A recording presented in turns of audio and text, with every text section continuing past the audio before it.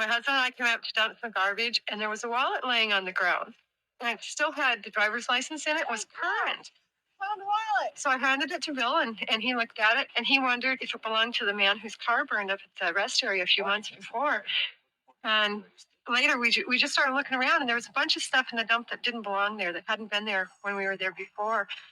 We each kind of went our own direction, trying to see if there's anything else that didn't quite belong in the dump.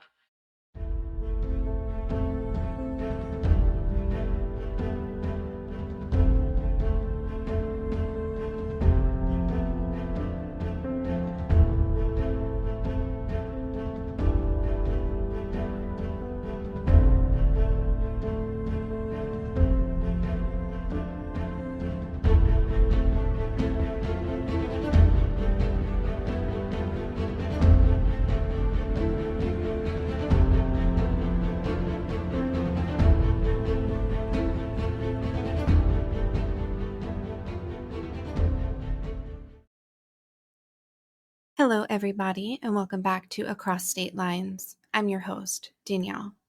Thank you so much for tuning into episode 6 of the podcast, where we will be discussing the 1985 murder of Dexter Stefonek, whose story had once appeared on the very popular show and one of my very favorite childhood shows, Unsolved Mysteries with Robert Stack. Dexter Stefonek was a widow in 1985, and missing his wife and needing the support of his family, he made the 2,000-mile-long trip to Oregon to spend a few months on his son's farm and to be surrounded by loved ones. When the first anniversary of his wife's death was approaching, Dexter suddenly decided that he needed to return back to his Wisconsin home and decided out of the blue to leave and drive across 5 states to return to his own house. Dexter was anxious to arrive in Wisconsin, so he planned to sleep at rest stops along the way instead of stopping at motels.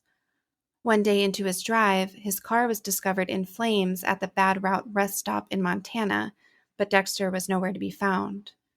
Months later, Dexter's body was discovered in a landfill 17 miles away from the rest stop, surrounded by his belongings that had suspiciously not been there a week prior.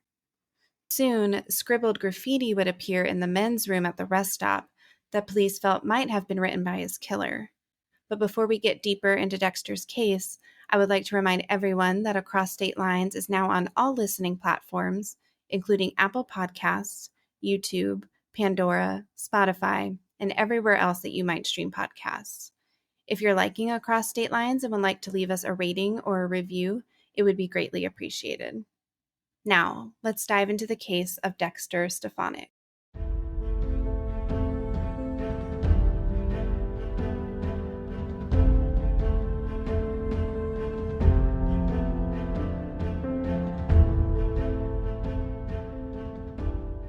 In 1984, 67-year-old Dexter William Stefonek's life was virtually overturned when his wife of 44 years, Vivian Stefonek, passed away. 6 years prior to Vivian's death, Dexter retired from his job at a local Rhinelander, Wisconsin paper mill in order to care for his wife and tend to her in her final years. A few months after the death of Dexter's wife, he needed support, and he felt that he needed to be close to his remaining family, so Dexter traveled to Corbett, Oregon, to visit his son and his grandchildren on their family farm.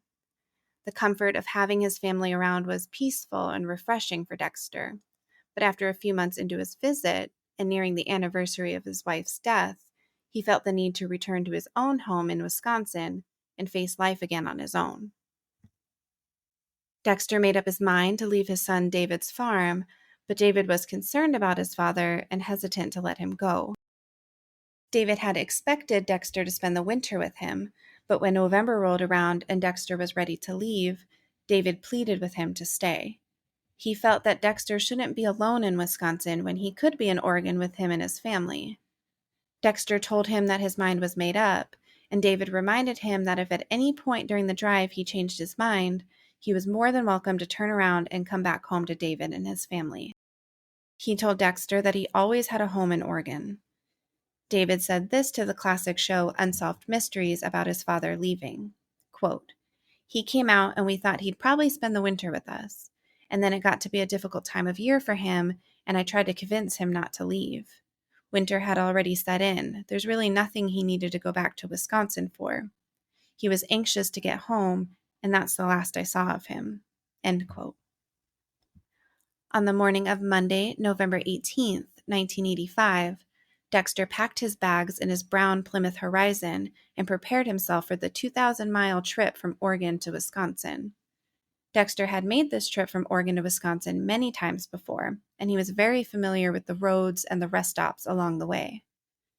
Dexter was so eager to return home that he told David that instead of stopping at motels to sleep or rest, he would instead pull into rest stops to sleep before hitting the road again.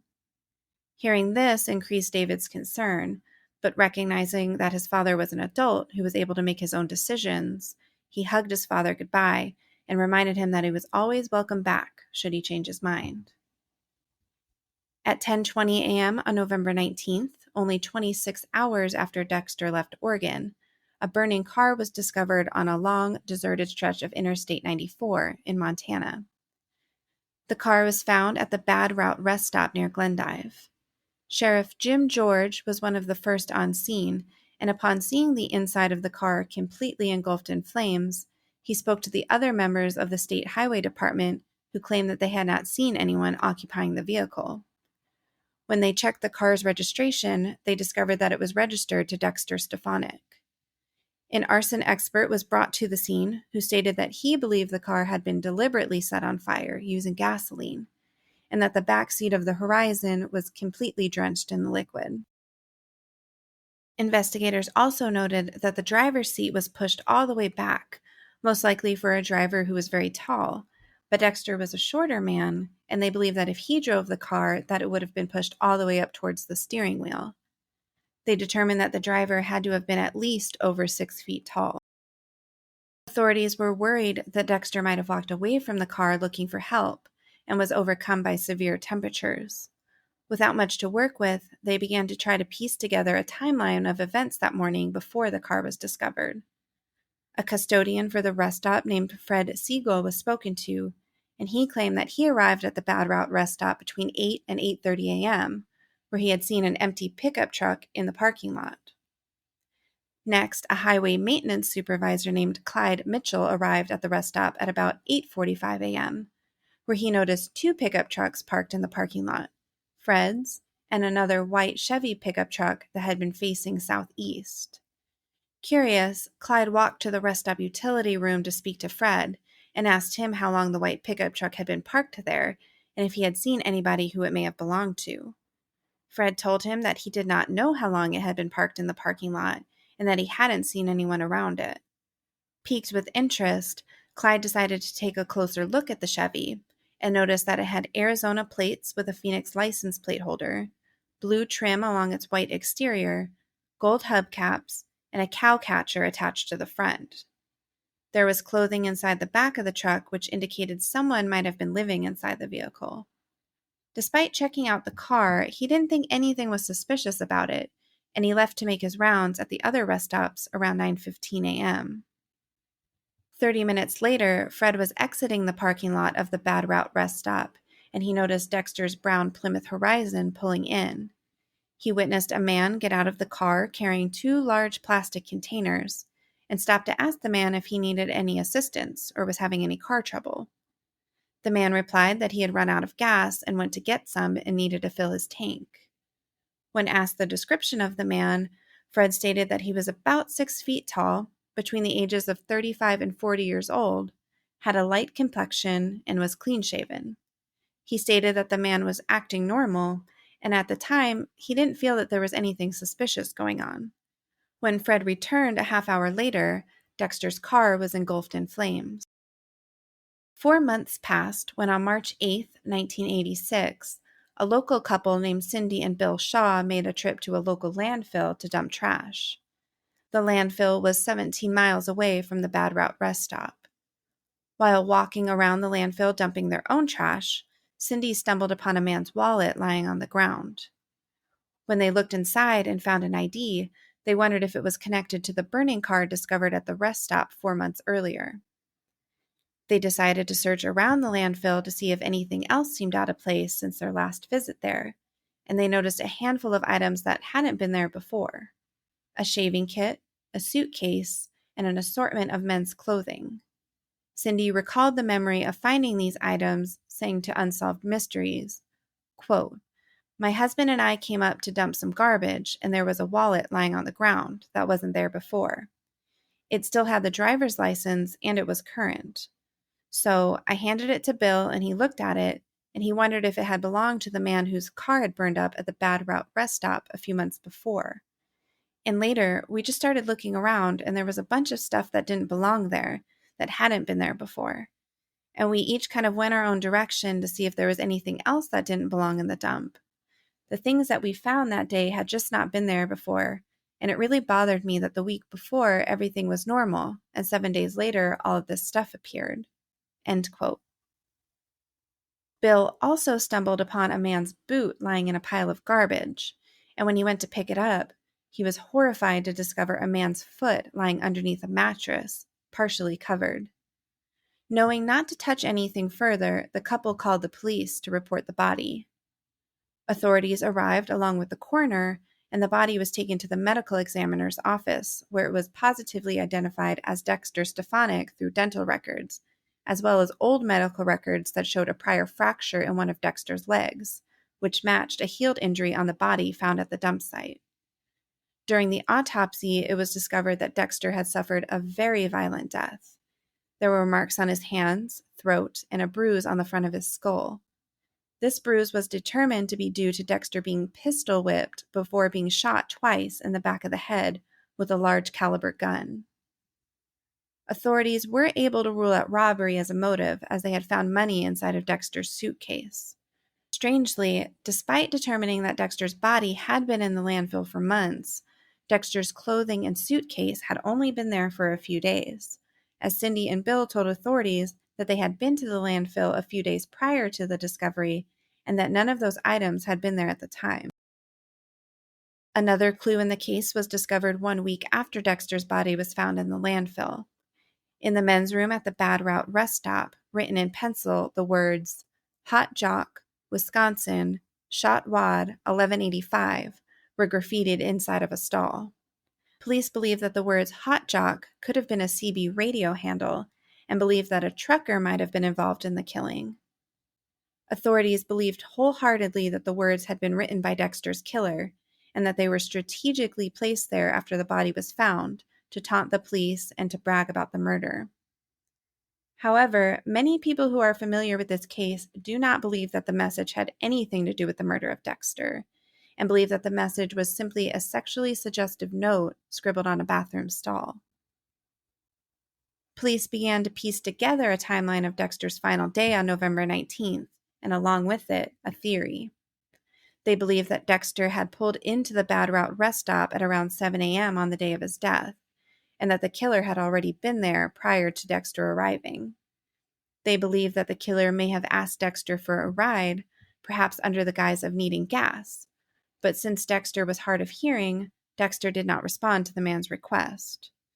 They determined that this act of perceived rudeness might have set the killer off, and he may have pulled a gun on Dexter and forced him into the back seat of his own car. They feel that the killer had abducted Dexter and killed him shortly after, before hiding his body in the landfill. Then, the killer returned to the rest stop, doused the car with gasoline, and then set it on fire to destroy evidence and keep officers occupied while he escaped out of the area. Police were at a loss when it came to a suspect of Dexter's killer, but they did have some theories about the man. They believed that he had killed before and most likely would kill again, perhaps hunting at rest stops along long stretches of highways. They also believed that the killer was familiar with the area because the landfill was remote, located off of a little-used dirt road 4 miles from Glendive. They know for a fact that he was between the ages of 35 to 40, was clean-shaven with a light complexion, and had been wearing a parka on the day of the murder. He may have been using the CB handle Hot Jock.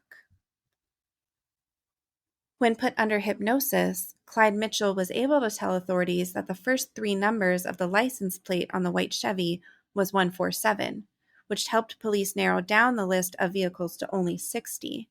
However, they were unable to determine if any of these vehicle owners had anything to do with the death of Dexter.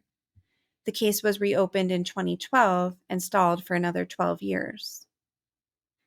In January of 2024, authorities announced that they finally had a potential suspect in the murder, a 79-year-old man by the name of Charles Gary Sullivan, who was serving a 15-year prison sentence for the 1979 murder of Julia Woodward. Julia had gone missing on February 1st, 1979, when she had been at a San Francisco airport heading to Reno, Nevada. Julia's body was found on March 25th, 1979. Julia had been buried in a shallow grave about 15 miles outside of Reno, and she had been bound, and adhesive tape had been placed over her eyes. Her official cause of death was blunt force trauma to the head, and police concluded that Julia had been bludgeoned to death. Julia's case went cold for over 30 years, but the case had been reopened in 2010. Charles was arrested for her murder in 2019 when DNA linked him to the crime scene. Police were quick to make a match of the DNA to Charles Sullivan because Charles' DNA was already on file when he was required to register as a sex offender in 2007 after being arrested for a sexual assault in California. Charles is also the suspect in other unsolved murders, but hasn't been charged for those crimes. Despite typical protocol of not naming a suspect unless officially charged, authorities made an exception in the case of Dexter Stefonek's murder and released to the public Charles's name as a person of interest, stating to a news source, quote, "There's a public interest in this story. It was on Unsolved Mysteries way back in the day, but this is more for the public and the victim's family is fine with it. This is a special circumstance. There are many questions that we would have liked to ask Mr. Sullivan, but couldn't. However, closure for the family is also important, and I'm glad that we could provide that." End quote. Police were attempting to link Charles to the murder of Dexter based on a handful of reasons. Witness statements at the scene the day of the crime, his vehicle in 1985 matching the description of the Chevy observed at the Bad Route rest stop, his age, physical description, license plate having been of Arizona origin, and his travel patterns. When police attempted to speak to Charles about the death of Dexter, he fell back on his Fifth Amendment rights and refused to speak to them. With nothing else to go on and having little evidence to link him to the crime, police were unable to file charges against him, but they still believe that he was potentially responsible for the death of Dexter Stefonek. Cellmates of Charles have stated that he told them exactly what had happened to Dexter that cold autumn day in 1985. Despite having a potential suspect, the case is considered closed, but Dexter's murder is still technically unresolved, as no one has been charged in connection with his death. Tragically, David lost 2 parents in the span of 1 year and recalls that he had a bad feeling about his father leaving his Oregon farm that day in 1985. According to the family, they feel as if they have closure in the fact that Charles Sullivan is the person who had taken Dexter's life and are happy that he is serving time in prison behind bars and unable to harm anyone else. With Charles being in his 70s when he was arrested for the murder of Julia Woodward, that is technically a life sentence. In recent years, most authorities who had worked on the case have changed their stance on the graffiti in the men's room at the Bad Route rest stop, saying that they no longer believe that this has anything to do with the death of Dexter, and that it was more than likely a sexual invitation to anyone visiting the restroom. Thank you so much for listening to Across State Lines, and we will be back next week to dive into another unsolved case. Please follow or subscribe to Across State Lines on your podcast listening platform, so that way new episodes will drop directly into your listening feed. If you'd like to rate or review Across State Lines on whatever platform you listen to, it would be greatly appreciated. Thank you so much, and join us again next week.